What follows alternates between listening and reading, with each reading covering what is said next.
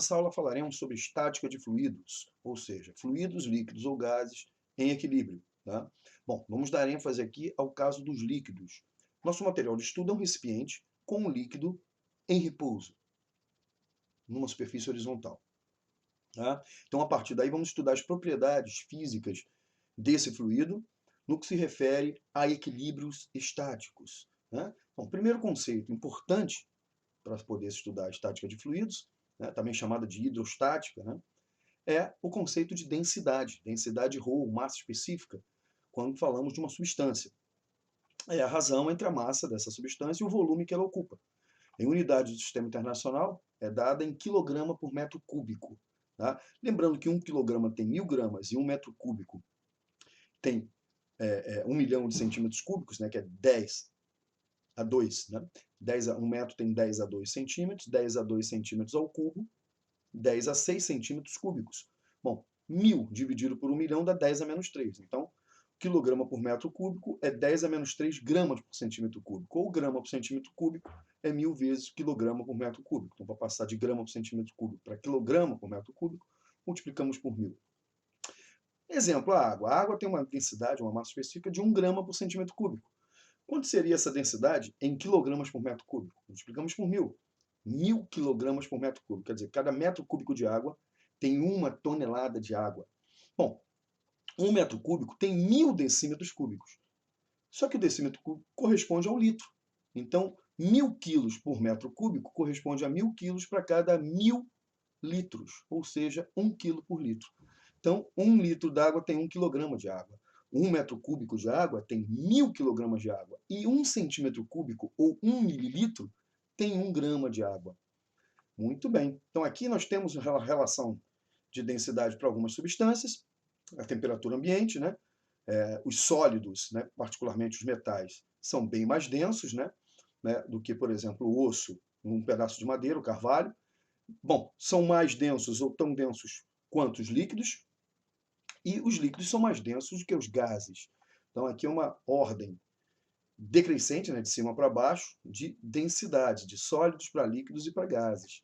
Então, temos aqui algumas densidades em gramas por centímetro cúbico, né, que seria grama por mililitro, né, no caso dos líquidos.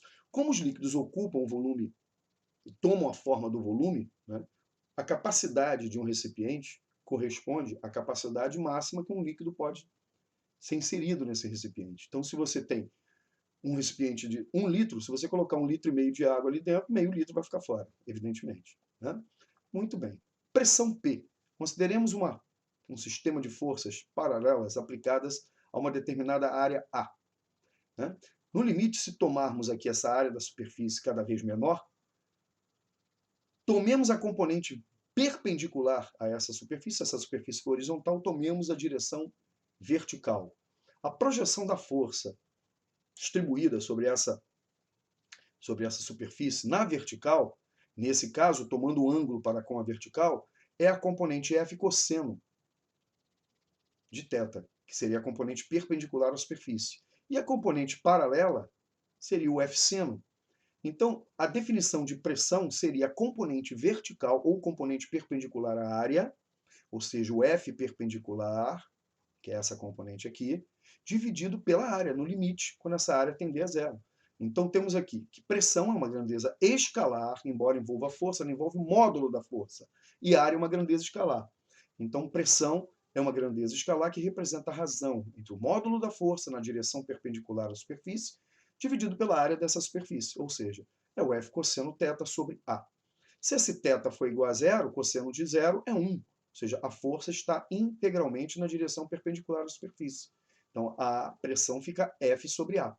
Se a força está cada vez mais próxima da horizontal, maior é o ângulo θ e menor é a componente, menor é o cosseno. Então, essa pressão se torna cada vez menor. Então, a pressão tem seu valor máximo quando a força que exerce, que atua nessa superfície, for perpendicular à superfície. Aí seria F sobre A.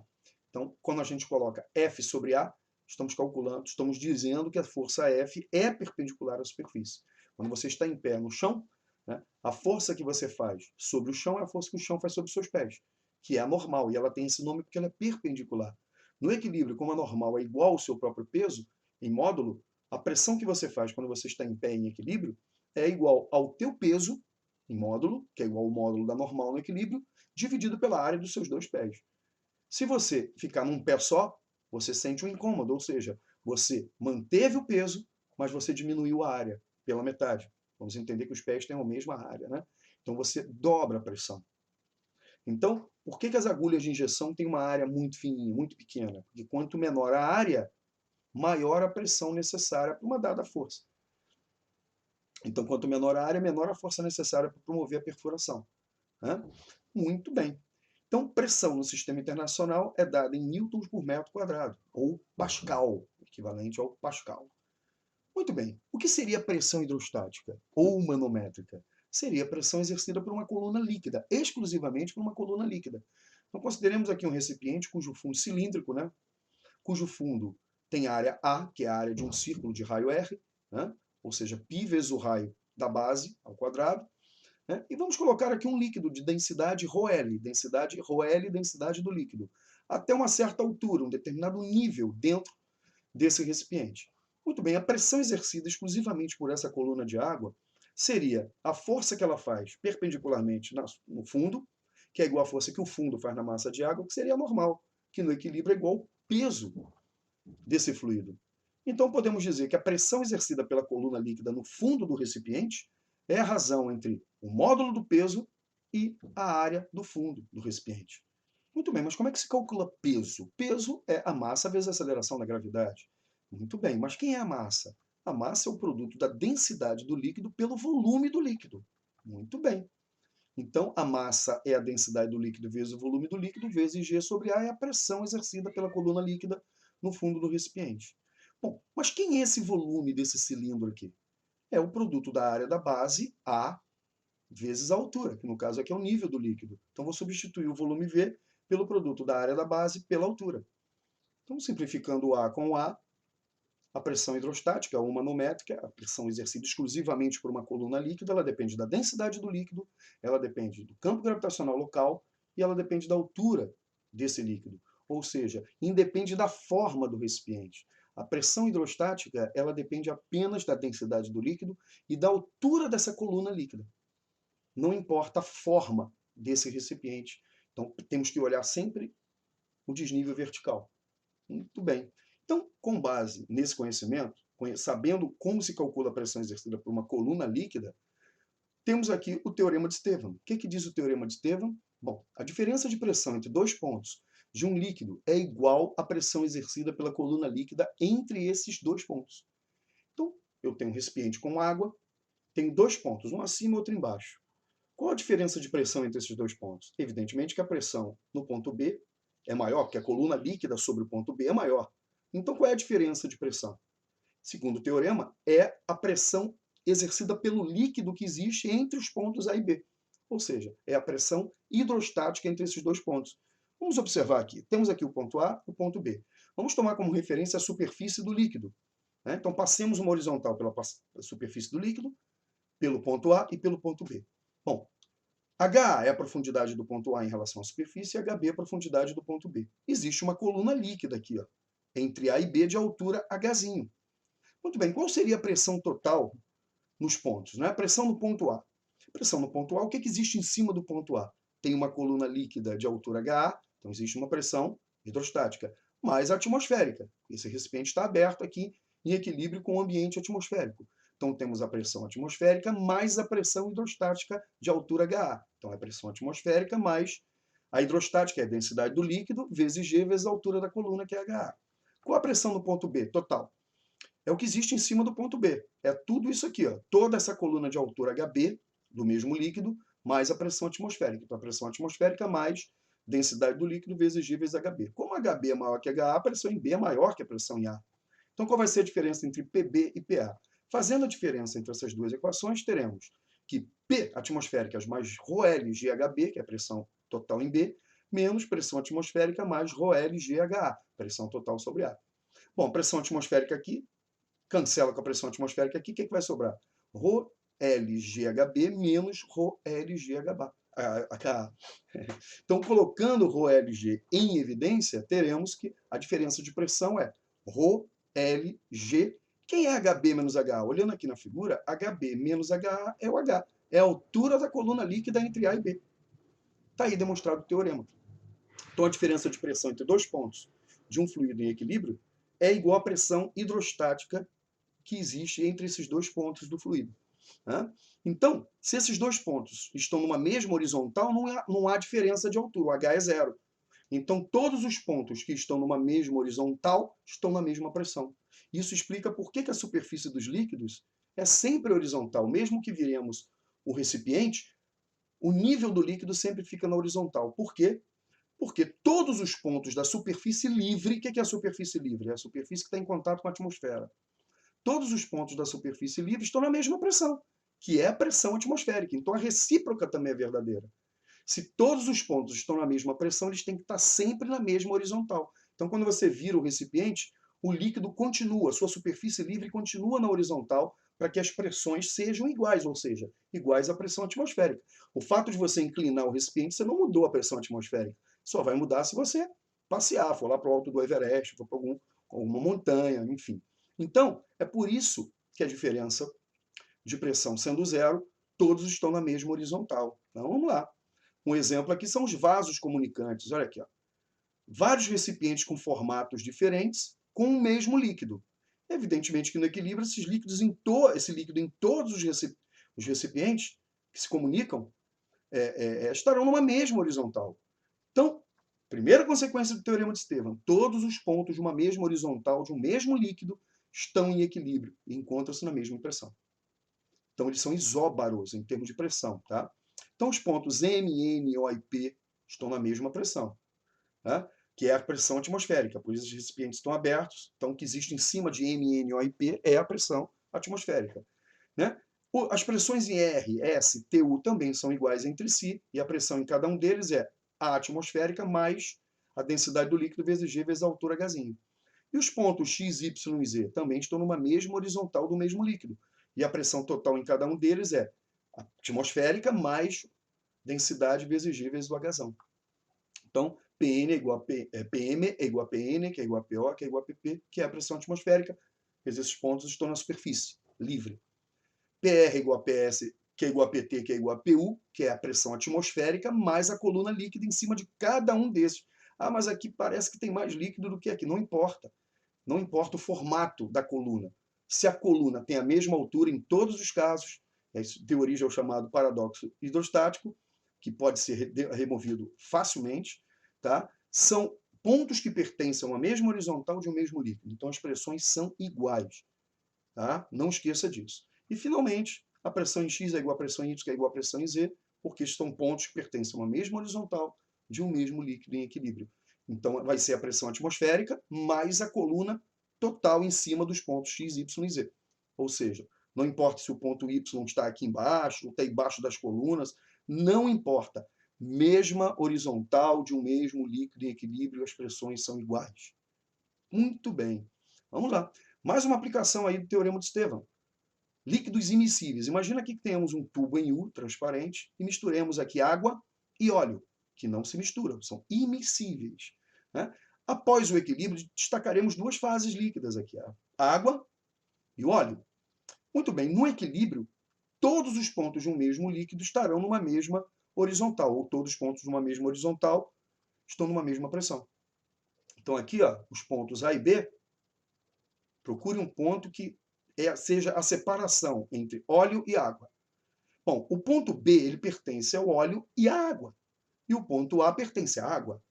Então, se eu passo uma horizontal por aqui, os pontos A e B são pontos de uma mesma horizontal que pertencem à água.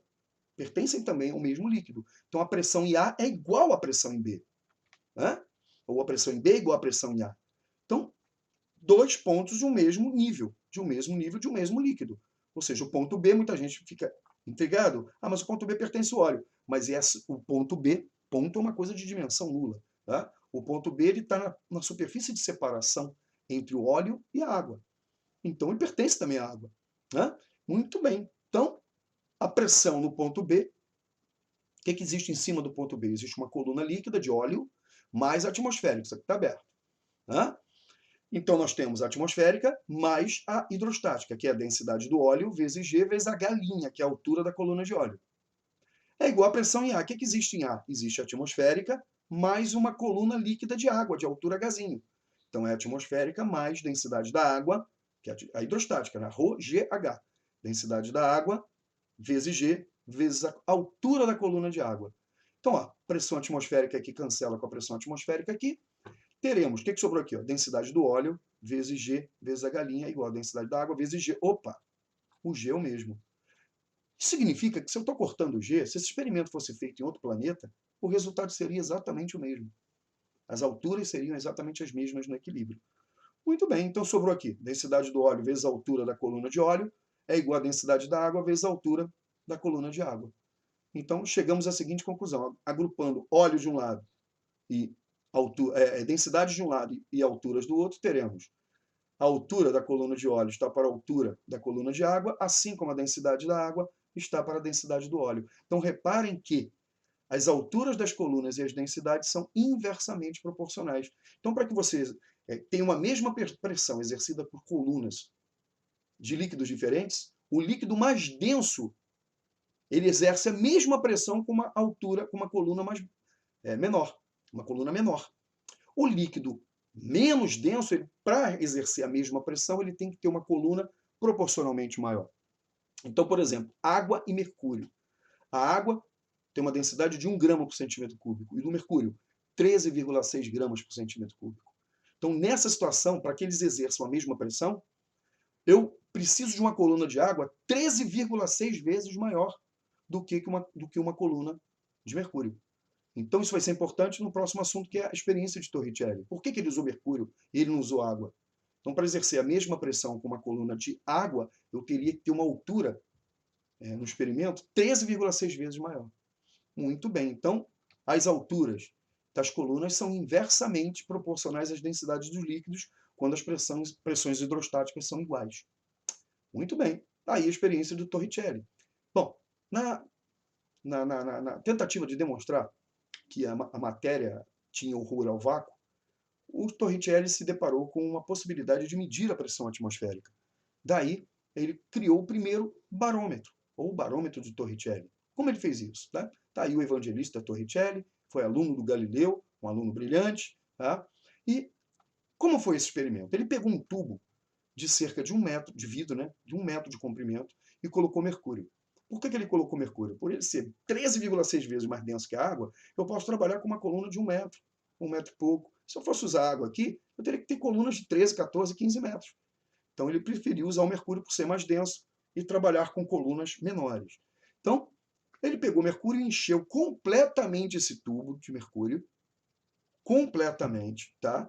Vedou a sua extremidade e depois emborcou esse tubo num recipiente que contém mercúrio, mesmo mercúrio. Bom, e liberou e esperou o sistema atingir o equilíbrio. Ele percebeu como a coluna estava cheia de mercúrio, depois de atingir o equilíbrio, parte do mercúrio do tubo passou para o recipiente. Tá? E ele percebeu que no nível do mar, a coluna de mercúrio, não importa o lugar, qualquer lugar que esteja próximo do nível do mar, a altura da coluna de mercúrio dentro do tubo atingia cerca de 76 centímetros, ou 760 milímetros. Né? Quando ele levava isso para altitudes maiores, tá, essa coluna diminuía. Ou seja, a pressão atmosférica diminuiu. E quando ele levava para regiões abaixo do nível do mar, essa coluna era acima de 76 centímetros, ou 760 milímetros. Então, a partir daí, ele percebeu que ele poderia, através da altura da coluna, estimar a pressão atmosférica. Como assim a pressão atmosférica? Bom, observem aqui, no experimento de Torricelli, que no equilíbrio, a coluna atinge uma determinada altura em relação ao nível da superfície livre dentro do recipiente. Né? Então, imagina aqui uma horizontal que passe na superfície do recipiente e uma horizontal que passe no nível do líquido. Aqui, evidentemente, não tem, a pressão do vapor do mercúrio é muito baixa, aqui ó, não tem praticamente nada. Temos aqui praticamente o vácuo. Né? Então, aqui, os pontos 1 e 2 estão numa mesma horizontal de um mesmo líquido. O que isso significa? Que as pressões nos pontos 1 e 2 são iguais. Bom, do teorema de Estevam, as pressões nos pontos 1 e 2 são iguais. Mas o que eu tenho sobre o ponto 1? Sobre o ponto 1 eu tenho a superfície livre. Então a pressão sobre o ponto 1 é a pressão atmosférica do local. E o ponto 2, o que eu tenho sobre o ponto 2? Uma coluna líquida de altura H. Como essas pressões são iguais, quem é P1? É a pressão atmosférica. E quem é P2? É a pressão hidrostática. Ou seja, é a pressão exercida pela coluna líquida sobre o ponto 2. Então, se você for para uma região cuja pressão atmosférica é maior, abaixo do nível do mar, a pressão em 1 aumenta. Então, a pressão em 2 tem que aumentar e a coluna sobe. Quando eu vou para uma região com uma pressão atmosférica menor do que no nível do mar, ou seja, no alto de uma montanha, a pressão sobre o ponto 1 diminui. Então, a pressão sobre o ponto 2 também diminui. Como é que eu percebo isso? A coluna é menor. A coluna H tem altura H menor. Então, a pressão atmosférica, se eu souber a densidade do líquido, no caso o mercúrio, o valor de G e o valor da altura da coluna, medindo essa altura, eu determino a pressão atmosférica local. Está aí o barômetro de Torricelli. Então, a pressão atmosférica é determinada a partir desse dispositivo. Está aí um exemplo, né, do barômetro. Aqui é a superfície livre, pressão atmosférica, e aqui a altura da coluna, já que aqui é vácuo praticamente, né? Então, a altura da coluna determina a pressão atmosférica. Então, se eu tiver 760 milímetros, eu estou no nível do mar. Se essa experiência for feita aqui no Rio de Janeiro, teremos uma coluna de 760 milímetros. Se levarmos isso para São Paulo, por exemplo, a cerca de, se eu não me engano, 800 metros acima do nível do mar, nós temos uma altura menor que 760 milímetros de mercúrio. Né? Como o mercúrio é 13,6 vezes mais denso que a água, se eu fosse usar água, eu teria uma coluna 13,6 vezes maior. Se você fizer uma continha, 13,6 vezes 0,76 metros dá quase 10 metros. Ou seja, uma coluna de água de 10 metros exerce a mesma pressão que uma coluna líquida de mercúrio de 76 centímetros. Então, isso quer dizer que no nível do mar, uma atmosfera, na água, cada 10 metros de água, uma atmosfera. Então, se você está a 10 metros abaixo da superfície da água, a pressão hidrostática sobre você é de uma atmosfera. Mais a pressão, se você estiver no nível do mar, mais a pressão hidrostática, a pressão atmosférica, você está numa pressão total de 2 atmosferas. Então você precisa de tanque, você precisa de tanque de oxigênio para jogar o ar para dentro dos seus pulmões, porque você não consegue a expansão da caixa torácica para produzir essa variação de volume dos pulmões e inserir o ar naturalmente. Então você precisa de tanque com oxigênio suplementar e ar comprimido. Muito bem. Uma altura de 76 centímetros, 760 milímetros, 0,76 metros, a pressão nós chamamos de uma atmosfera no nível do mar.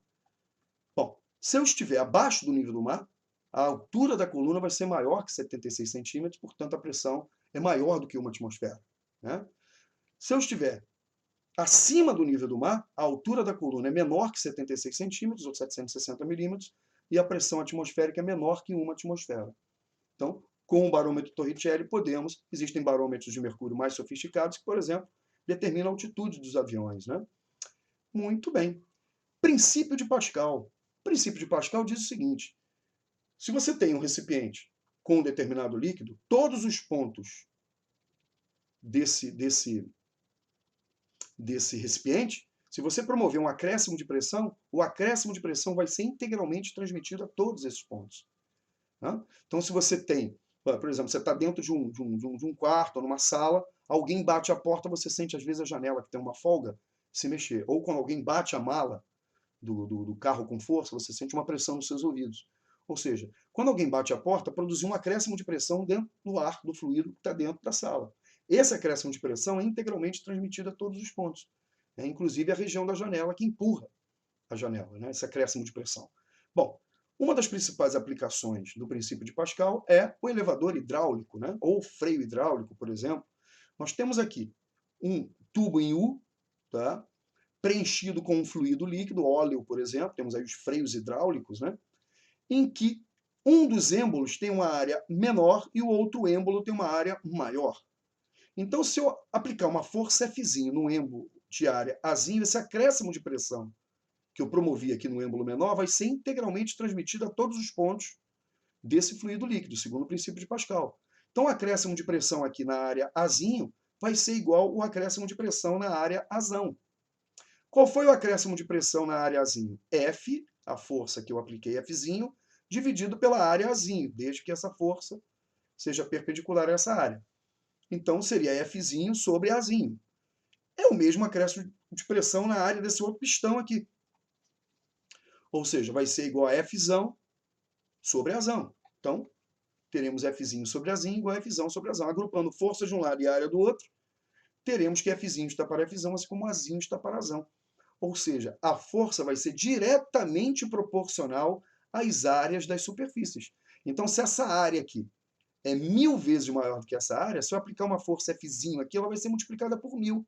Então, uma pessoa poderia, em pé aqui nessa areazinha, equilibrar um carro apoiado na área zona. Né? Ou seja, o princípio de Pascal é o princípio do freio hidráulico. Você, com apenas um pezinho, você consegue parar um carro. Porque embaixo do pedal tem uma área Azinho, você aplica uma força Fzinho com o seu pé, esse acréscimo de pressão é integralmente transmitido em todos os pontos, essa força vai ser multiplicada na razão entre as áreas Azão e Azinho. Como a área Azão é cerca de 10 vezes a área Azinho, cada pesada que você dá, essa força que você faz é multiplicada por 10 nos cilindros aplicados nos pneus, nas rodas dos carros, na verdade, né?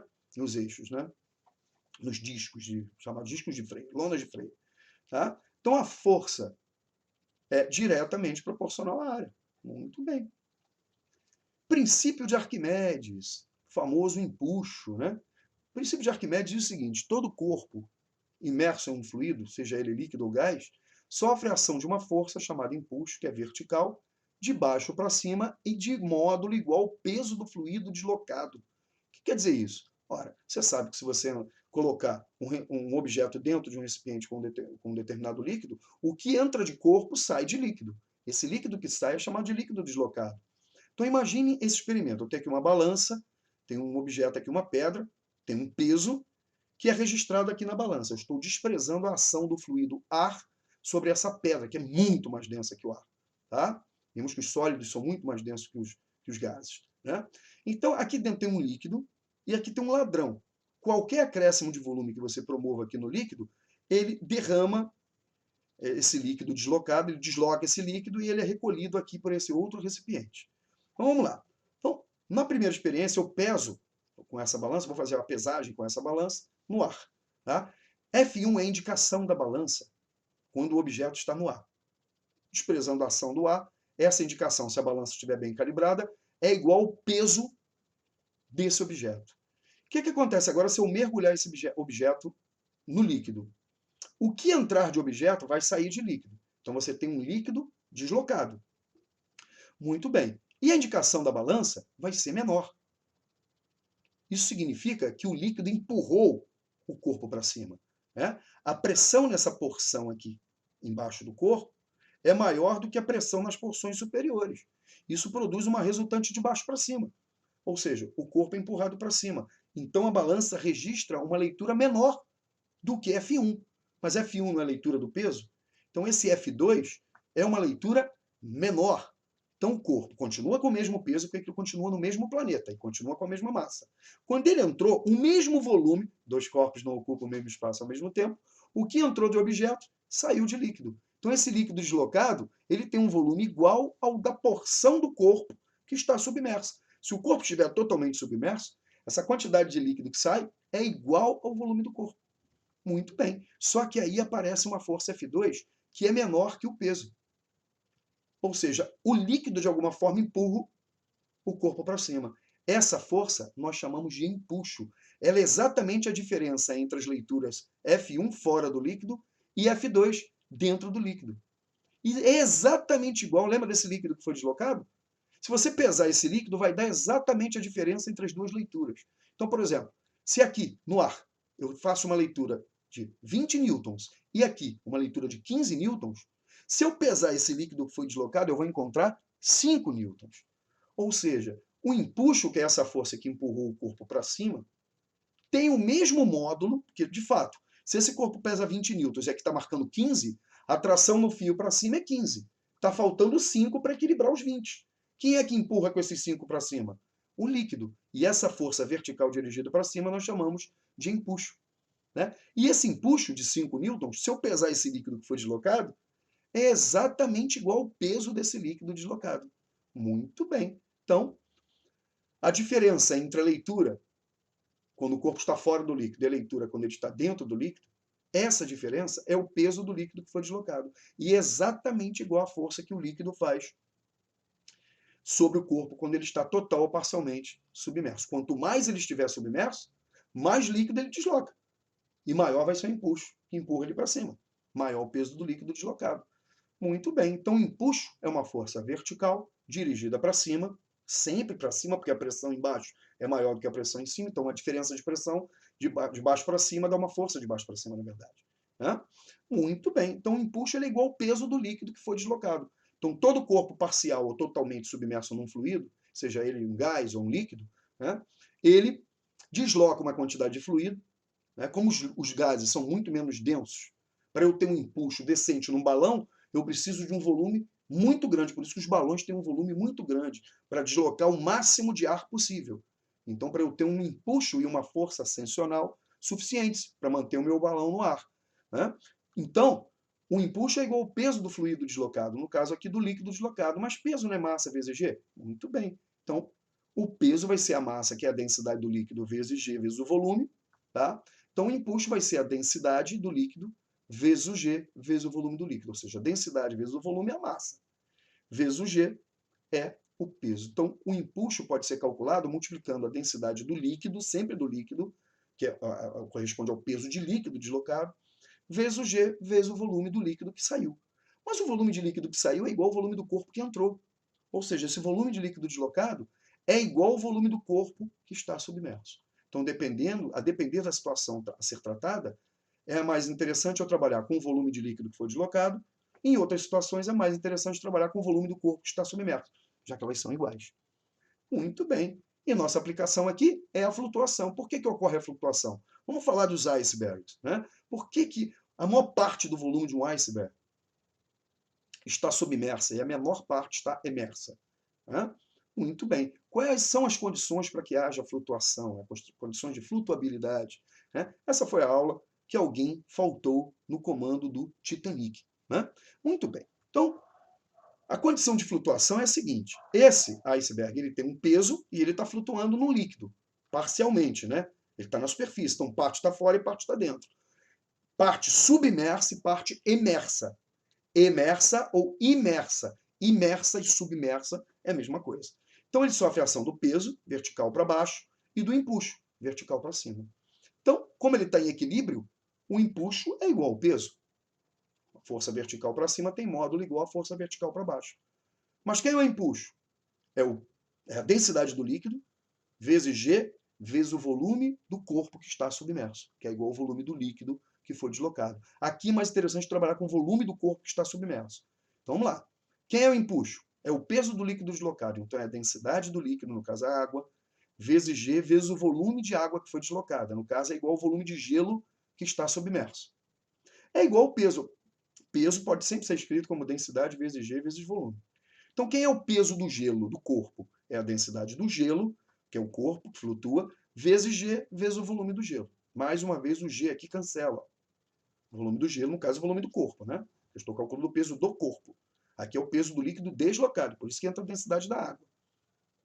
Isso quer dizer que essa relação seria obtida não só aqui na Terra, como em qualquer outro lugar, se essa experiência fosse feita na Lua, em qualquer outro lugar, porque independe do campo gravitacional. Muito bem, vamos agrupar volume de um lado e densidade do outro. O volume submerso sobre o volume do gelo, a porção submersa comparada com o volume total, ou seja, se eu estou comparando o que está embaixo com o total, eu estou calculando o percentual submerso.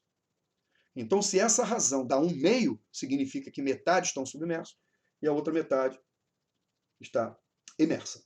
Se essa razão, volume submerso, né, sobre o volume do corpo, o volume da porção submersa, dividido pelo volume total, é a fração submersa.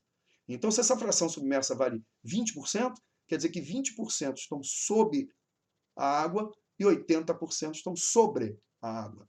Então, essa razão aqui é chamada de fração submersa. Repara que a fração submersa é proporcional à razão entre a densidade do corpo e a densidade do líquido. Muito bem. Vamos chamar essa razão, tá, volume submerso para o volume total de F, que é a fração submersa.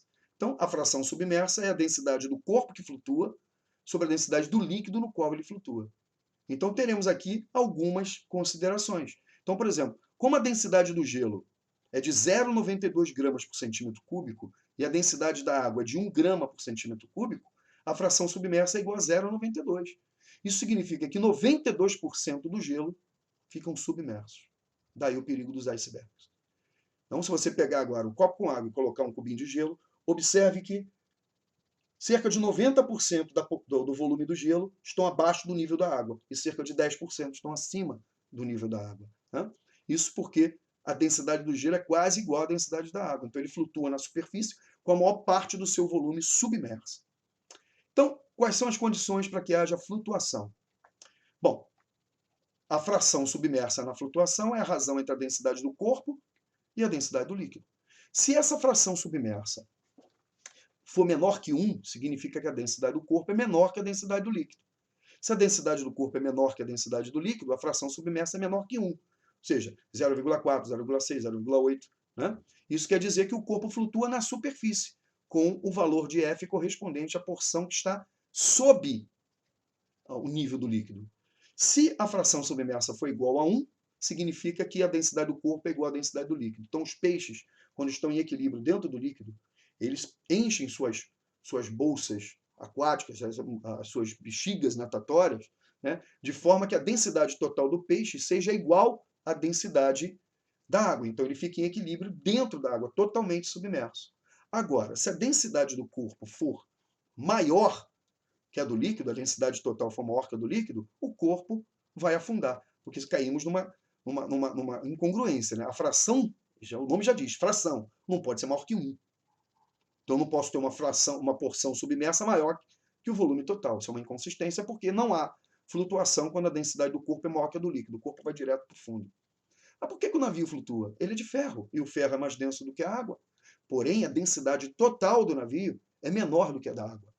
Porque dentro desse navio existem os tanques de lastro, que estão cheios de ar. Isso faz com que a densidade total do navio seja menor do que a densidade da água. Por isso ele flutua.